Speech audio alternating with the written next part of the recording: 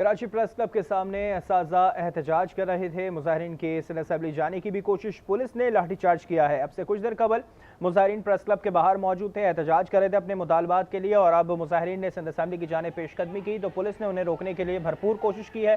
Police की जानिब से लाठीचार्ज किया गया, बैरिकेड लगाकर उन्हें रोकने की कोशिश की गई, मगर मुजाहिरीन किसी तौर पर रुकने का नाम नहीं ले रहे थे। सिंध असेंबली की जानिब बढ़ने की कोशिश की तो पुलिस ने लाठीचार्ज भी शुरू किया और अब पुलिस की भारी नफरी सिंध असेंबली के बाहर तलब कर ली गई है। इसके साथ साथ वाटर कैनन भी बुला लिया गया है। तमाम मुजाहिरीन को वहां से मुंतशिर करने की कोशिश की जा रही है। कराची प्रेस क्लब के सामने ये असाजा एहतजाज कर रहे थे। तकरीबन 10 रोज से ज्यादा हो चुके हैं एहतजाज करते हुए, और रोजाना आगे बढ़ने की कोशिश की जाती थी मगर पुलिस उन्हें रोक देती थी। आज मुजाहिरीन कुछ आगे बढ़ने में कामयाब हुए। सिंध असेंबली की जानिब उन्होंने आगे बढ़ने की कोशिश की तो पुलिस ने उन्हें फौरी तौर पर रोका और लाठीचार्ज भी किया गया है। मुजाहिरीन रुकने का नाम नहीं ले रहे थे, जिसकी वजह से पुलिस ने फिर लाठीचार्ज का ऑप्शन इस्तेमाल किया और पुलिस ने कुछ मुजाहिरीन को गिरफ्तार भी किया है। जबकि पुलिस की भारी नफरी एक बार फिर तलब कर ली गई है। सिंध असेंबली के बाहर वाटर कैनन को भी बुलाया गया है इन मुजाहिरीन को मुंतशिर करने के लिए। प्रेस क्लब के बाहर ये असाजा एहतजाज कर रहे थे। मजीद जानते हैं चीफ रिपोर्टर इख्तिदार अनवर से। इख्तिदार अनवर, बताइएगा इस वक्त मुजाहिरीन कहां पर मौजूद है और पुलिस इनको रोकने के लिए क्या कर रही है? जब आपका इसमें मुजाहिरीन ने सिंध असेंबली से कुछ फरलांग के फासले पर धरना दे दिया है। मुजाहिरीन जिनमें टीचर और दीगर गैर तदरीसी अमला शामिल है, उनका मुतालबा है कि जब तक आज उन्हें कंफर्मेशन के लेटर नहीं मिलेंगे, उनका कॉन्ट्रैक्ट खत्म नहीं किया जाएगा, वो इस धरने को खत्म नहीं करेंगे। जिस तरह हमने पहले भी अपनी नाज़रीन की मालूमात के लिए बताया था कि पिछले 2 हफ्तों से ये एहतजाज जो है जारी है। बारी बारी टीचर और पुलिस में आंख मचोली का खेल जो है वो जारी रहता है। बाज़ औक़ात जो है पुलिस सड़कें बंद करके इनको रोकने की कोशिश करती है, लेकिन आज ये पुलिस को चकमा देने में कामयाब हो गए। इस चकमे के अंदर ये तमाम लोग मार्च करते हुए मौलाना दीन मोहम्मद वफाई रोड से होते हुए सिंध असेंबली के सामने पहुंचने में कामयाब हो गए हैं। पुलिस ने लाठीचार्ज करके और इनको हिरासत में लेके इस मामले को यहाँ पर खत्म करने की कोशिश की, लेकिन मामला मजीद बढ़ गया है। अब शहर भर से जो टीचर्स हैं उन्होंने कॉल दी है और यहाँ पर लोग जो है उनकी तादाद में इजाफा हो रहा है। दूसरी जानिब पुलिस ने भी वाटर कैनन जो है वो मंगा ली है और ठीक 8 कौंसल चौरंगी के ऊपर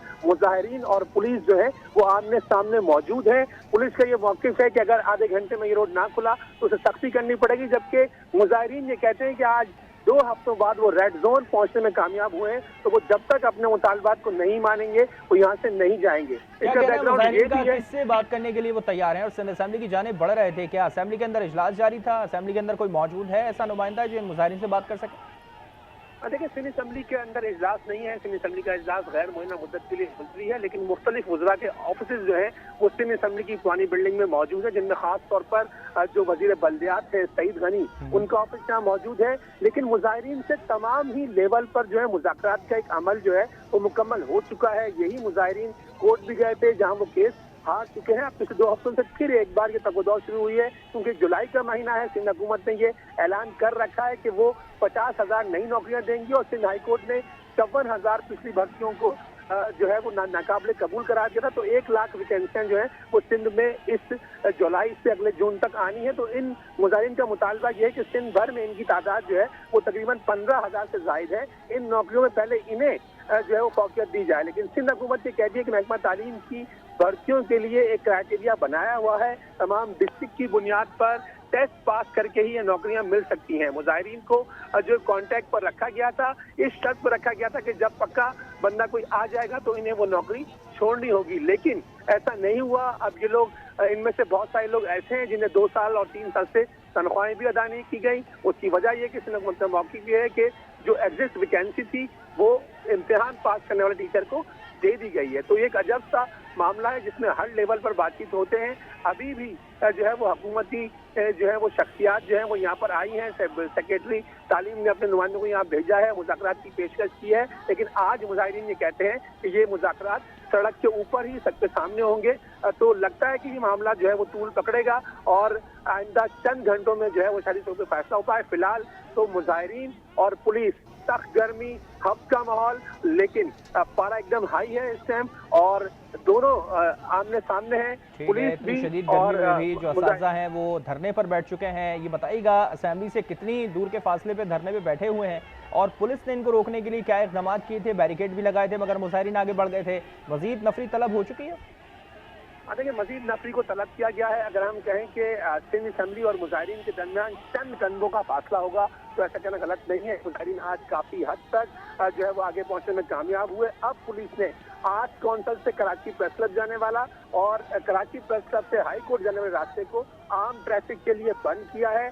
ये वही स्ट्रेटेजी है जो पिछले दिनों में इस्तेमाल की जाती है, लेकिन आज मुजाहिरीन जो है वो पुलिस को चकमा देने में कामयाब हुए, जिसका मैंने बताया था कि एक और रैली है जो कि शराय फैसल के ऊपर मौजूद है। वो शहीद सहाफी नसरुल्लाह गडानी के कातलों की गिरफ्तारी के लिए वो रैली निकाली जा रही है। तो वहाँ पुलिस इंगेज थी। इस मौके का फायदा उठाते हुए ये मुजाहिरीन यहाँ पहुंचने में कामयाब हुए। तमाम अब डिस्ट्रिक्ट साउथ की पुलिस, रेंजर्स बड़ी तादाद में यहाँ पहुंची है और साथ साथ वाटर कैनन यानी कि पानी की तोप भी पहुंचा दी गई है। पुलिस का कहना है कि अगर आधे एक घंटे में ये रास्ता नहीं खुला तो फिर उन्हें सख्ती करना पड़ेगी, क्योंकि जैसे जैसे टाइम गुजरेगा तो लोगों के ऑफिस से वापस जाने का टाइम हो जाएगा। तो उससे ये बताइएगा, पुलिस को क्या इख्तियार हासिल है रेड जोन के अंदर? अगर कोई इस तरह से दाखिल होता है तो उनको गिरफ्तार करने के साथ साथ उनके खिलाफ क्या कार्रवाई होती है? पुलिस को क्या इख्तियार है इस पे?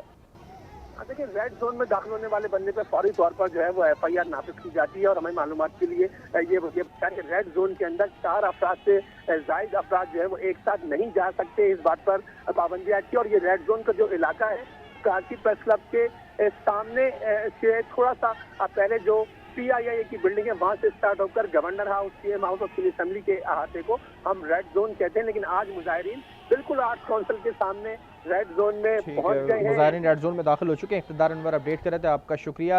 आर्ट्स काउंसिल से के पास वहां पर अब इस वक्त मुजाहिरीन मौजूद हैं, धरने पर बैठ चुके हैं जो कि सिंध असेंबली की जानिब बढ़ रहे थे।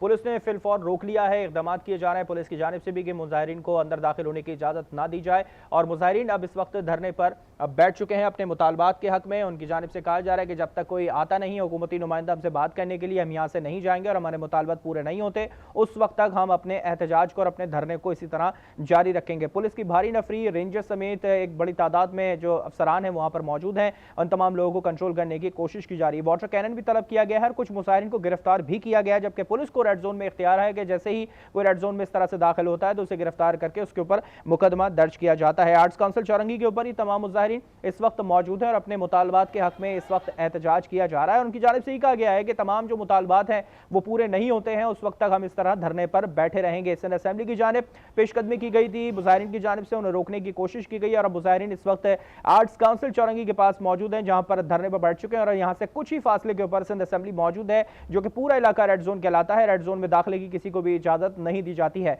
प्रेस क्लब के ऊपर ये मुजाहिरीन मौजूद थे जहां पे पुलिस की नफरी कम होने का फायदा उठाते हुए तमाम मुजाहिरीन वहां से निकलने में कामयाब हुए और सिंध असेंबली की जानिब उन्होंने बढ़ने की कोशिश की तो पुलिस की भारी नफरी फौरी तौर पर तलब की गई जो कि दूसरी रैली को कंट्रोल करने के लिए वो वहां पर मौजूद थी। फौरी तौर पर पुलिस को तलब किया गया जिन्होंने मुजाहिरीन को मुंतशिर करने और रोकने की पूरी कोशिश की और इस जनाब मुजाहिरीन और पुलिस के दरमियान झड़प भी हुई तो पुलिस की जानिब से लाठी चार्ज किया गया। कुछ मुजाहिरीन को गिरफ्तार भी किया गया है। हिरासत में लेने के बाद इस वक्त मुजाहिरीन जो कि इस वक्त आर्ट्स काउंसिल चौरंगी है वहां पर मौजूद हैं, धरने पर बैठ चुके हैं और अपने मुतालबात के हक में उनकी जानिब से नारेबाजी भी की जा रही है। जबकि हुकूमत की जानिब से कहा गया था कि जो कॉन्ट्रैक्ट बेस्ड मुलाजमीन है वो जब तक अपने इस कॉन्ट्रैक्ट पर रहेंगे जब तक कोई नए मुलाजमीन अपने अहल के मुताबिक उस पर नहीं आ जाते और जिनको आगे बढ़ना है उन्हें टैक्स देने के लिए लाजमी करार दिया जाएगा।